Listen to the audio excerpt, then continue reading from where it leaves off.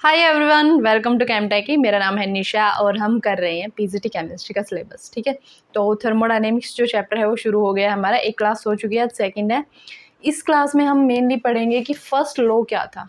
Thermodynamics के जो laws हैं उनमें फर्स्ट लॉ क्या था और इंटरनल एनर्जी क्या होती है, उसका कॉन्सेप्ट क्या है, वर्क और हीट उनके साइन कन्वेंशन पढ़ेंगे। बेसिकली वर्क जो अलग अलग टाइप्स के हैं, रिवर्सिबल, इरिवर्सिबल, एक्सपेंशन, कंप्रेशन, वो नेक्स्ट क्लास में पूरा उनके फॉर्मूलाज, न्यूमेरिकल सब करेंगे।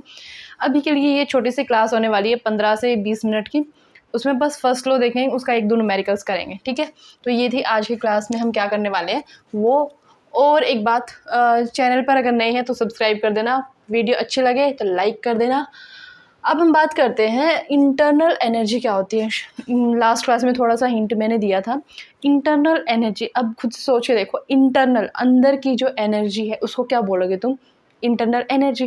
ठीक है, तो अब एक सिस्टम है। सिस्टम क्या होता है? बहुत सारे पार्टिकल्स होंगे। थर्मोडायनेमिक्स किस पे काम करता है? मैक्रोस्कोपिक सिस्टम से, मतलब जिसमें बहुत सारे पार्टिकल्स होंगे। अब सिंपल मान के चलो, बहुत सारे मॉलिक्यूल्स ऐसे अगर हैं एक बीकर में रखे हुए हैं तो उनके पास कहीं ना कहीं वो वाइब्रेट कर रहे होंगे, तो एक वाइब्रेशनल एनर्जी होगी।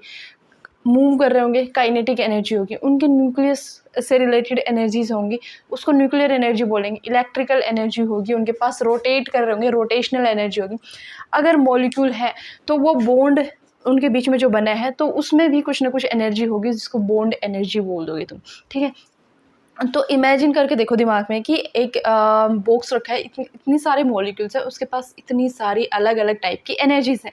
ठीक है, अब हर एक एनर्जी को अलग अलग ना पढ़ के हमने क्या बोला कि इस सिस्टम के पास जितनी टोटल एनर्जी है इन सब को मिला के उसको क्या बोल देंगे हम? उसकी इंटरनल एनर्जी है। इस बॉक्स के अंदर जितनी भी एनर्जी जिस भी टाइप की है उसको बोलेंगे इसकी इंटरनल एनर्जी। ठीक है, आई बात समझ कि इसके अंदर इलेक्ट्रिकल भी होगी, न्यूक्लियर भी होगी, काइनेटिक एनर्जी होगी, पोटेंशियल होगी, वाइब्रेशनल होगी, रोटेशनल होगी, ट्रांसलेशनल होगी और बॉन्ड एनर्जी होगी। और भी बहुत मैनी टाइप्स की एनर्जीज होती है। ये मतलब कितनी एनर्जी है, कितनी टाइप्स की है, ये मुझे भी नहीं पता, ये किसी को भी नहीं पता, ये सिर्फ भगवान को पता है, उससे जाके पूछ लेना। तो वेरियस अलग अलग टाइप की एनर्जी होगी, इनफाइनाइट। ठीक है, ये था एक स्टेट मेरे पास। मान लो ये बॉक्स में पहले ये रखा था। इस बॉक्स में जो मॉलिक्यूल्स है उसको मैंने या तो कुछ ऐसा किया जिससे उसकी एनर्जी थोड़ी सी बढ़ गई, या फिर कम भी हो सकती है। ऑब्वियसली अगर मैं निकाल लूँगी उसको तो कम हो जाएगी। ठीक है, तो ये क्या हुआ, पहले एनर्जी इतनी थी लेकिन अब अगली बार मैंने उसके साथ कुछ भी छेड़छाड़ करी और उसकी एनर्जी क्या है, थोड़ी सी बढ़ गई। मतलब ये एक्सटर्नल एनर्जी मैंने बढ़ा दी है, उसके अंदर कुछ ना करके मैंने बढ़ाई है। तो ये क्या होगी, ये एनर्जीज तो रहेंगी ना, पहले वाली जितनी भी एनर्जीज थी वो तो रहेंगी ऑब्वियसली उसके पास, प्लस साथ में कुछ भी करके मैंने थोड़ी सी एनर्जी और बढ़ा दी या कम कर दी। प्लस भी हो सकता है, माइनस भी हो सकता है। ठीक है, तो अब मेन पॉइंट ये है कि जो इंटरनल एनर्जी है उसकी एब्सोल्यूट वैल्यू, एब्सोल्यूट या फिर बोल सकती हूँ एग्जैक्ट वैल्यू कैलकुलेट कोई भी नहीं कर सकता। ठीक है, ये जो वैल्यूज़ है मैं चाहूँगी इनका सम करके एक एग्जैक्ट वैल्यू मेरे पास आ गई कि हाँ इसके पास इतनी इंटरनल एनर्जी है, तो वो पॉसिबल नहीं है। ठीक है, नहीं कैलकुलेट कर सकते इनको अलग अलग करके, फिर ऐड नहीं होगा।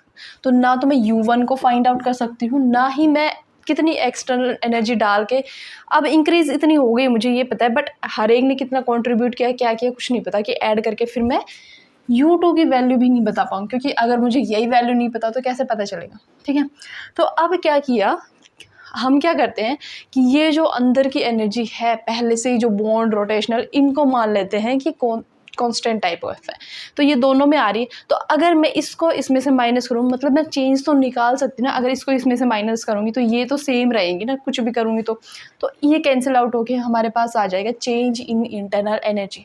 ठीक है, तो डेल U2 माइनस U1 जब मैं लिखूँगी तो वो हो जाएगी चेंज को कैसे डिनोट करेंगे थर्मोडाइनमिक्स में, मतलब हर जगह ये होता है, छोटा चेंज होता है तो उसको क्या बोलेंगे, delta U। Change in internal energy क्या होगी, इन दोनों को माइनस करूँगी तो ये वाली वैल्यूज़ कैंसिल हो जाएंगे इससे, और मेरे पास आ गई एक्सटर्नल एनर्जी। कितना चेंज हुआ है, ये कोई एग्जैक्ट वैल्यू नहीं है, ये है कि कितनी चेंज की है तूने, मतलब रिस्पेक्टिव ना, पहले इतनी थी अब इतनी होगी, तो इतनी इंक्रीज होगी या फिर इतनी डिक्रीज होगी, ये फाइंड आउट कर सकते हैं। ठीक है, तो इसलिए हमेशा डेल्टा यू फाइंड आउट कर सकते हैं हम। यू की वैल्यू अगर मुझसे पूछे कि अभी इसके अंदर कितनी इंटरनल एनर्जी है इस सिस्टम में, नहीं बता सकते। लेकिन अगर कुछ इसके अंदर प्रोसेस हुई है और उसके बाद मुझसे पूछा जाए कि इसकी चेंज इन इंटरनल एनर्जी कितनी है, वो फाइंड आउट की जा सकती है। ठीक है, आई होप ये पॉइंट क्लियर हुआ होगा, बहुत इंपॉर्टेंट है। ठीक है, तो अब बात करते हैं, ये जो चेंज है इसको एक्सटर्नल बोल रही हूँ क्योंकि हमने कुछ चेंज किया है इसके अंदर। ठीक है, और अब ये चेंज कैसे कर सकते हैं, किस किस प्रोसेस से मैं इंटरनल एनर्जी को बढ़ा सकती हूँ या कम कर सकती हूँ, वो है या तो हीट के थ्रू। क्यू क्या डिनोट कर रहा है, हीट। आई बात समझ। डब्ल्यू क्या होता है, वर्क हमारा। ठीक है, और मैटर, ये तीन ही प्रोसेस हैं जिनके थ्रू मैं इंटरनल एनर्जी को चेंज कर सकती हूँ। ये जब चेंज होंगी तभी देखना है कि इंटरनल एनर्जी चेंज हुई है, ये कैलकुलेट करना है। ठीक है, अगर तुम्हें ये बोल दे कि ना तो हीट में चेंज हुआ ना वर्क में, कोई फ़र्क नहीं पड़ेगा इंटरनल एनर्जी पे। ठीक है, अब यहाँ पे देखो, हीट करके मैं क्या कर सकती हूँ, इंटरनल एनर्जी को बढ़ा सकती हूँ, कम कर सकती हूँ। ठीक है, सिंपल ध्यान रखने के लिए क्या करो, पानी को जब गर्म करते हैं तो हीट देते हैं, हीट देने से उसकी एनर्जी क्या होती है, बढ़ जाती है, और उसको फ्रीज करते ठंडा करेंगे तो उसकी एनर्जी कम हो जाएगी। ठीक है, इसी तरह से वर्क है, वर्क जब भी सिस्टम पे किया जाएगा, ये कन्वेंशन में बताऊंगी अभी जस्ट, तो वर्क के थ्रू भी मैं इंटरनल एनर्जी को इंक्रीज़ भी कर सकती हूँ, डिक्रीज़ भी कर सकती हूँ। तीसरा है मैटर। मैटर से कैसे, अभी मान लो 20 पार्टिकल्स है इस बॉक्स के अंदर, 20 पार्टिकल्स है, मॉलिक्यूल्स है। अब इन मॉलिक्यूल्स में बॉन्ड एनर्जी, रोटेशनल एनर्जी सबकी अलग अलग होगी। इसमें से अगर मैंने 20 को हटा के सिर्फ 5 रख लिए, यहाँ पे 15 को मैंने बाहर निकाल दिया, तो ऑब्वियसली बॉन्ड एनर्जी, न्यूक्लियर वगैरह सब क्या हो गई, इसकी कम हो गई है। तो मैटर को हटा देने से क्या होगा, इस सिस्टम की क्या होगी, एनर्जी चेंज होगी, ऐड करने से भी चेंज होगी। ठीक है, तो यही पॉइंट है कि इंटरनल एनर्जी को चेंज करने के लिए तुम या तो हीट का यूज़ करोगे, या फिर वर्क का यूज़ करोगे, या फिर मैटर को ही रिमूव या ऐड करोगे। आई बात समझ। अब इसी से क्या होगा, तुम्हारा थर्मोडायनेमिक्स का फर्स्ट लॉ हो जाएगा। मैटर को हम नहीं छेड़ दें, अगर बात करते हैं फर्स्ट लॉ की, तो मैटर को हम ना तो निकालते हैं ना ऐड करते हैं, मान के चल रहे हैं अभी, तो इंटरनल एनर्जी किससे इफेक्ट पड़ेगा, किसका इफेक्ट पड़ेगा इंटरनल एनर्जी पर, सिर्फ हमारे पास हीट और वर्क का। तो इसी से मैं लिख सकती हूँ, ये रब कर रही हूँ मैं, कि जो हमारी डेल्टा यू आई है, हाँ ये स्टेट फंक्शन कि जो डेल्टा यू आया है वो किस किस पे डिपेंड करेगा, क्यू प्लस डब्लू। ठीक है, ये ना हीट और वर्क से करेगा, तो delta U depend equals to Q plus W बोल दिया। अब ये साइन कन्वेंशन पे डिपेंड करेगा, हम बताते थोड़ी देर में, बट यही क्या है हमारा फर्स्ट लॉ ऑफ थर्मोडायनेमिक्स है। ठीक है, बहुत सिंपल सा समझ आ गया होगा कैसे क्यों इसको क्यू प्लस डब्लू लिखते हैं, इसी को बोल देंगे फर्स्ट लॉ ऑफ थर्मोडायनेमिक्स। ठीक है, आई बात समझ। अब यहाँ पे देखो Q और W मैंने दोनों के दोनों क्या बोले थे, पाथ फंक्शन है, दोनों के दोनों पाथ पे डिपेंड कर रहे थे, बता चुकी हूँ। Q भी पाथ फंक्शन है, W भी, लेकिन डेल्टा U क्या है हमारा, स्टेट फंक्शन है, ध्यान रखना इसको। ठीक है, अब इसको एनर्जी को अगर तुमने इंक्रीज़ करनी है, मान लो 2 सिस्टम है तुम्हारे पास, या तो तुम हीट दे के इंक्रीज़ कर लो या फिर वर्क दे के कर लो, कोई फ़र्क नहीं पड़ेगा, इसको बस एनर्जी को इंक्रीज़ करना है। तुम किसी भी पाथ के थ्रू जाओ, तो ये क्या है, पाथ पे डिपेंड नहीं करता, स्टेट ऑफ जो हमारा प्रोसेस है उस पर डिपेंड करेगा, सिस्टम है उस पर डिपेंड करेगा, तो ये क्या है, स्टेट फंक्शन है। ठीक है, ध्यान रख लोगे, इनके कन्वेंशन में अभी डिस्कस करते हैं। पहले मैं रिपीट कर देती हूँ, जो इंटरनल एनर्जी है वो क्या है, टोटल एनर्जी है किसी भी सिस्टम की। अब एक सिस्टम की टोटल एनर्जी एग्जैक्टली हम फाइंड आउट नहीं कर सकते, लेकिन क्या कर सकते हैं कि अगर इस सिस्टम की एनर्जी इंक्रीज या डिक्रीज हुई है तो उसका चेंज हम फाइंड आउट कर सकते हैं, इसीलिए हमेशा डेल्टा यू यूज़ करते हैं हम। ठीक है, ये यू क्या है, वैल्यू फाइंड आउट नहीं कर सकते, इसलिए टर्म यूज़ होगी जो होगी डेल्टा यू। ठीक है, अब डेल्टा यू चेंज जो आया है वो किसके थ्रू आ सकता है, हीट या वर्क के थ्रू आ सकता है। हीट और वर्क के थ्रू आएगा तो उसको क्या बोलते हैं, जो चेंज इन इंटरनल एनर्जी है वो क्यू प्लस डब्ल्यू, वर्क और हीट का सम है। ठीक है, अब वर्क और हीट दोनों के दोनों पाथ फंक्शन है, लेकिन डेल्टा यू क्या है, एक स्टेट फंक्शन है, चाहे वर्क से करो चाहे हीट से करो।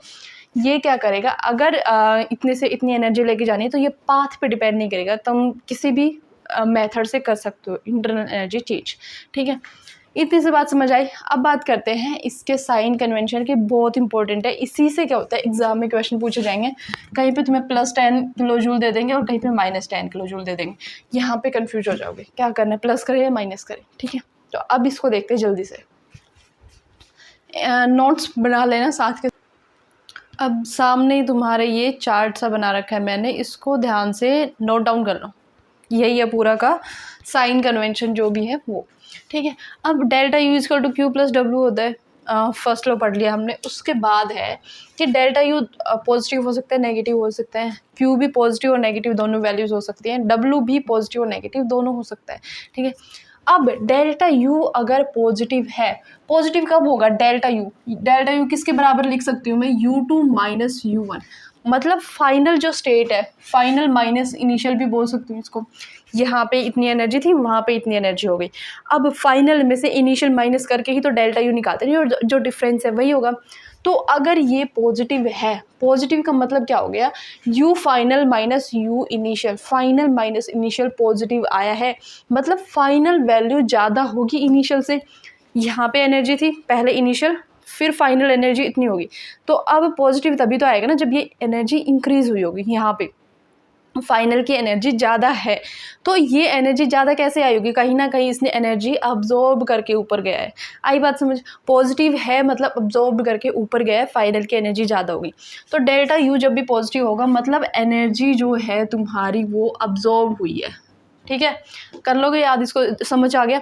नेगेटिव है तो नेगेटिव क्या है, यू फाइनल की वैल्यू कम होगी इनिशियल से, तभी तो you final minus initial negative आएगा।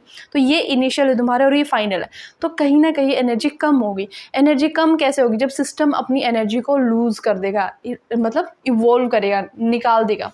तो ये क्या हो गई, इसकी एनर्जी क्या हुई है, इवॉल्व हुई है, अगर डेल्टा यू की वैल्यू नेगेटिव आएगी। सिंपल है, इसको याद करने की भी इतनी ऐसा ज़रूरत नहीं है, बस delta U is equal to U final minus initial है, फाइनल स्टेट और इनिशियल स्टेट से तुम पता कर सकते हो। अब बात करते हैं क्यू, दैट इज़ हीट।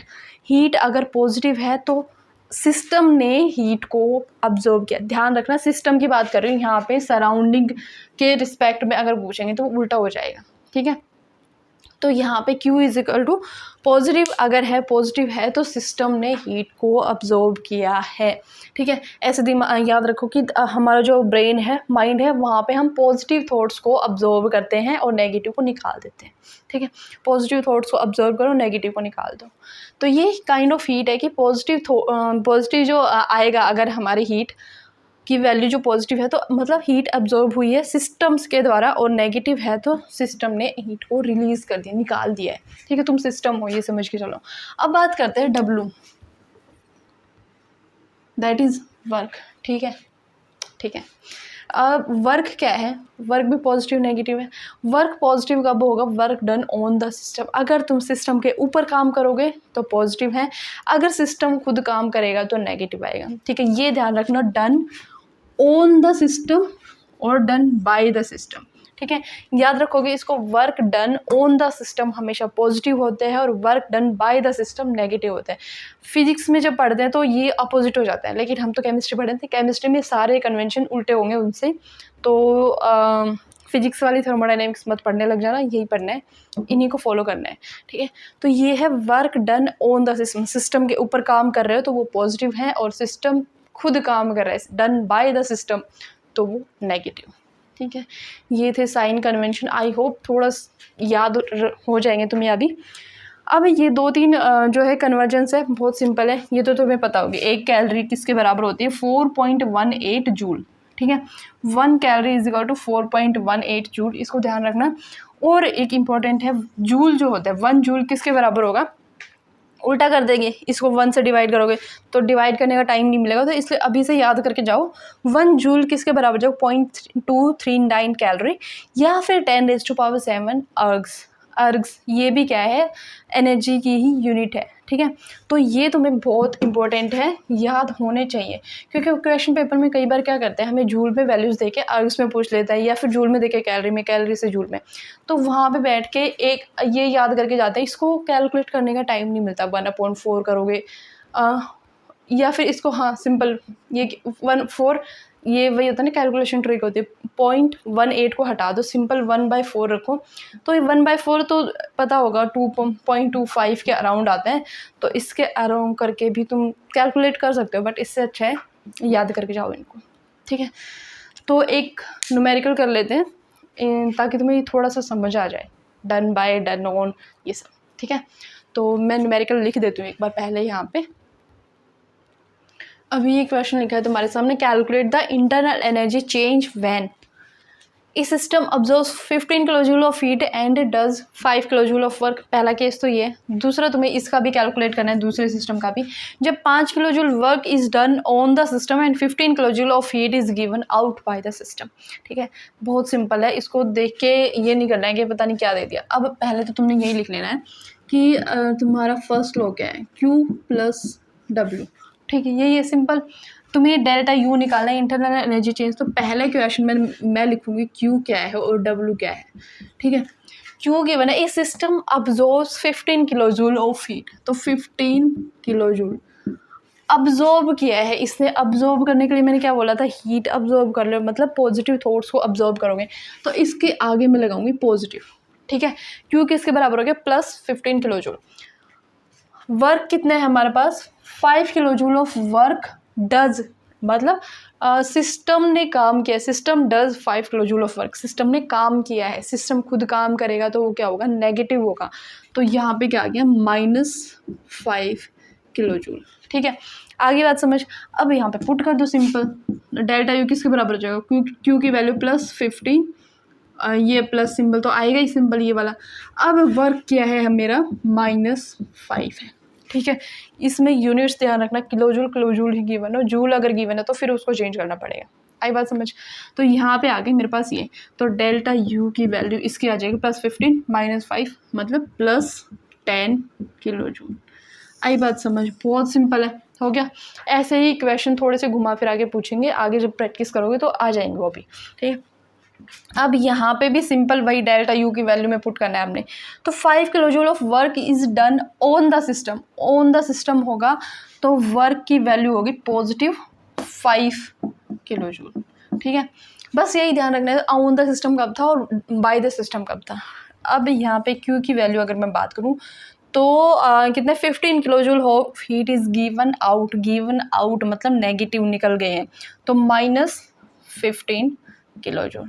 तो यहाँ पे अगर मैं डेल्टा यू की वैल्यू निकालूँ तो ये होगी क्यू प्लस डब्ल्यू फिर से, और क्यू की वैल्यू कितनी है मेरे पास, -15 प्लस डब्ल्यू की वैल्यू +5 ही है, तो ये +5, -15 +5, तो इसकी डेल्टा यू की वैल्यू आ गई मेरे पास -10 किलो जूल, ठीक है।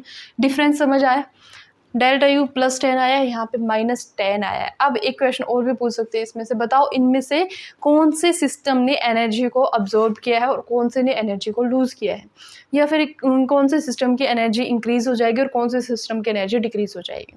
सिंपल ये भी दे के पूछ सकते हैं, नेगेटिव आएगा पॉजिटिव आएगा, अब्जॉर्ब और रिलीज़ का, ठीक है।